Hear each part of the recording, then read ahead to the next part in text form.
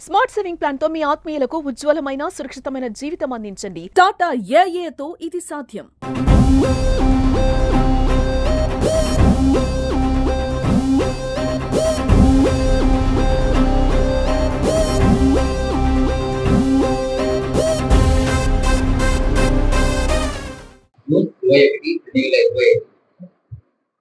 మొదలై 2014లో అంతర్జాతీయ దినోత్సవం ప్రారంభమైంది.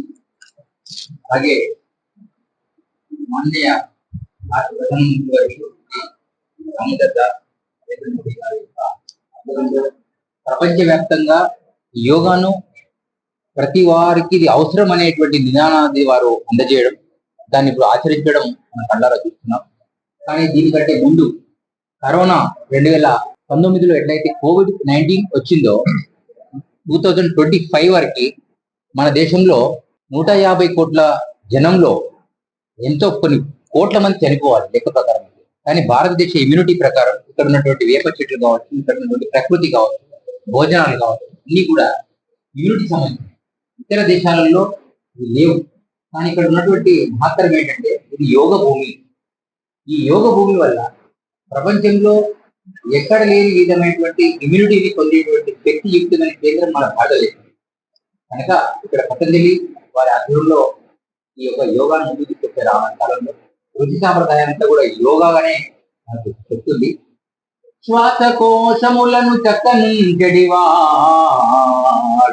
శ్వాసకోశములను చక్కనుంచెడివాడు, స్నానపాన భోజనముల నెరిగి ఎరుగువాడు యోగి సిద్ధుడాచార్యుడవు Kalikamba Kalikamba.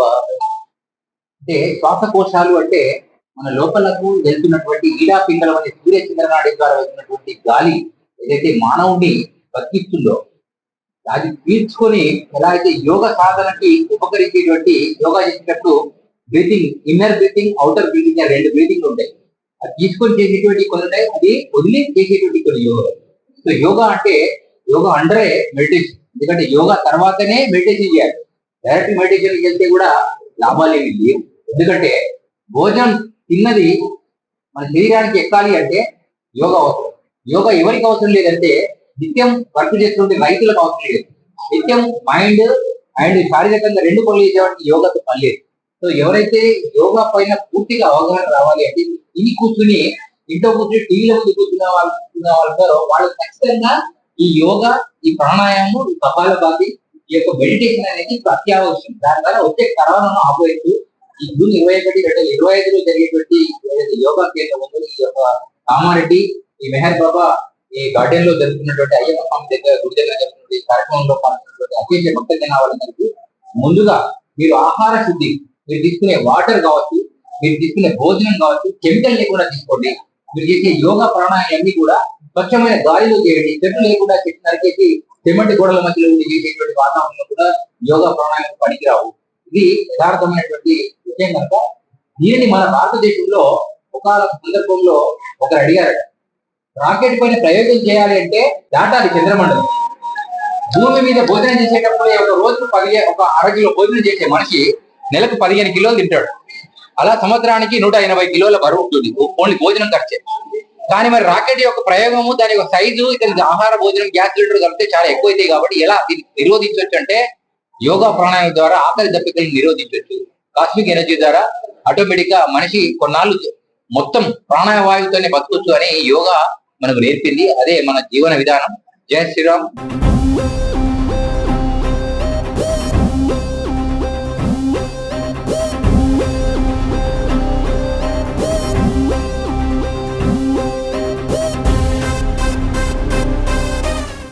International yoga day June 21 ప్రతి సంవత్సరం మనం జరుపుకుంటున్నాము.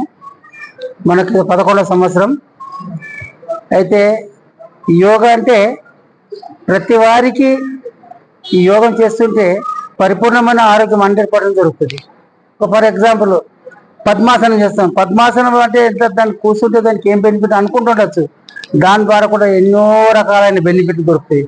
ఒక వ్యక్తి చాలా షుగర్ ఉండే, ఆయన ఏం చేయకుండా జస్ట్ పద్మాసనంలో ఉండి ఒక 6 months చేసిండు, 300 షుగర్ అనేది 0 అంటే నార్మల్ అయింది. అటువంటి పద్మాసనము స్లీప్ డిస్క్ ఉంటుంది, దానికి మంచి పని చేస్తుంది. థైరాయిడ్ ఆది దానికి పనిచేసే స్లీప్ ఎన్నో రకాలైన ఆసనం అంటే దానికి హండ్రెడ్స్ బెనిఫిట్స్ ఉంటాయి. సిరిప్ ఒక బెనిఫిట్ అన్న కాదు. సిరిప్ మనము జిమ్ కోతాం మసల్స్ వస్తుంది కానీ దాని బోన్స్ లైఫ్ ఉంటుంది. కానీ యోగా మసల్స్ రాదు కానీ బోన్స్ లైఫ్ అంటే బొక్కల ఏమంటుందని ఎముకలు చాలా లైఫ్ ఉంటుంది అన్నట్టు. కాబట్టి యోగా చాలా గొప్పమైంది. ప్రపంచంలో భారతదేశంలో పుట్టిన యోగాను ప్రపంచంలో రకరకాలైన పేర్లు పెట్టుకుని దాన్ని అంగీకరిస్తారు.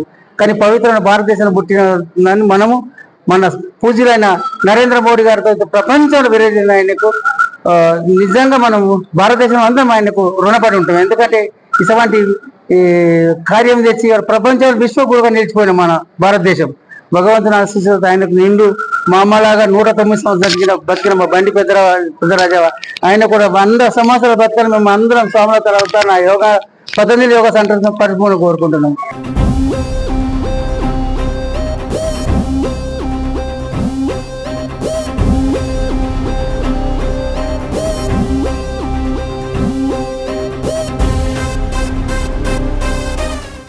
అంతర్జాతీయ యోగా దినోత్సవం ప్రపంచంలోనే భారత్ విశ్వగురువుగా నిలిచింది. దానికి ముఖ్య కారకులు మోడీ గారు అని కూడా చెప్పచ్చు. పార్టీ ఏదైనా మనకు అనవసరం, మన ధర్మం మనకు ముఖ్యం.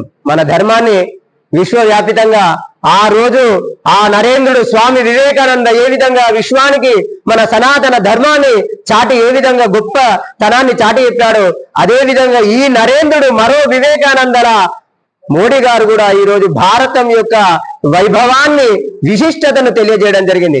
ఈ రోజు వరల్డ్ లెవెల్లో గిన్నిస్ బుక్ రికార్డుగా ఒక యోగా డేను జరపడం జరుగుతున్నదంటే మనం భారతీయులం అందరం గర్వించదగ్గ విషయం. అదే విధంగా మరి మన దేశంలో ఆచరిస్తూ వస్తున్నాం కానీ ఇంకా మూలనే ఉన్నది. అది ఈ రోజు ప్రపంచంలో యోగా డేగా జరుపుకుంటున్నామంటే అది యోగా అనేది ఎంత ముఖ్యమైనది అనేది మనందరికీ దాని విశిష్టత తెలియజేయడం జరిగింది. అంటే యోగము అంటే కూడిక కలయిక, ఏకత్వమే ఐక్యత్వం, పరమాత్మలో లయం కావడమే యోగం. దానికి ముందుగా ఆరోగ్యమే మహాభాగ్యం. ఆరోగ్యం అనేది కావాలి.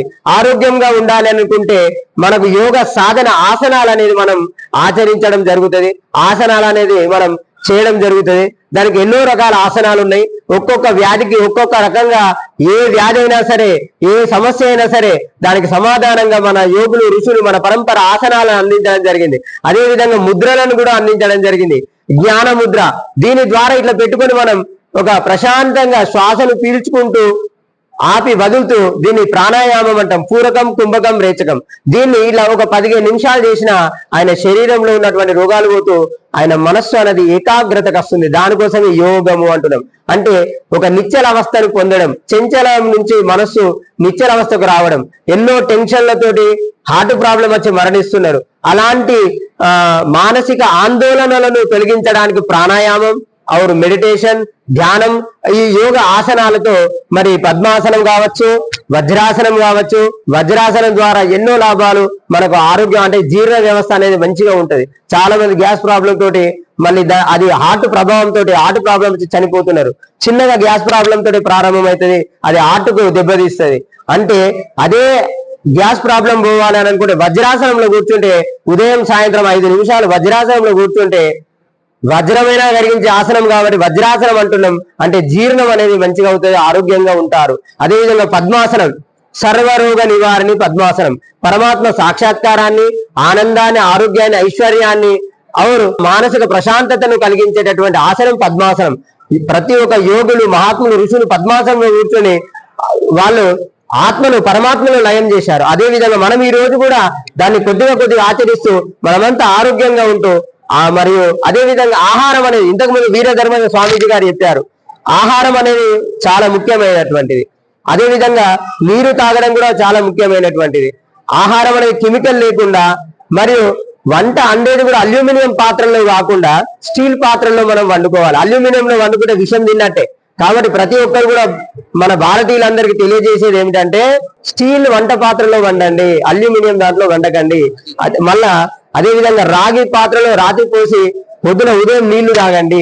అదే విధంగా మంచి ఆహారాన్ని తీసుకోండి. కెమికల్ ఉన్నటువంటి పదార్థాలను పిల్లలకు తాగించకండి. ఇప్పుడు థమ్స్అప్ కావచ్చు, కోకా కోలా కావచ్చు, మాజా కావచ్చు, ఫ్రూటీ కావచ్చు, ఇలాంటి ఎన్నో ఎన్నో రోజుల కింద అవి నిల్వ చేయడం జరుగుతుంది. కాబట్టి ఈ యోగా అనేది మన ఆరోగ్యం కోసమే మనం ఇదంతా ఏర్పాటు చేసుకుంది. కాబట్టి మనమందరం ఆరోగ్యంగా ఉండాలని మీ అందరిని కోరుతూ భారత్ మాతాకి జై.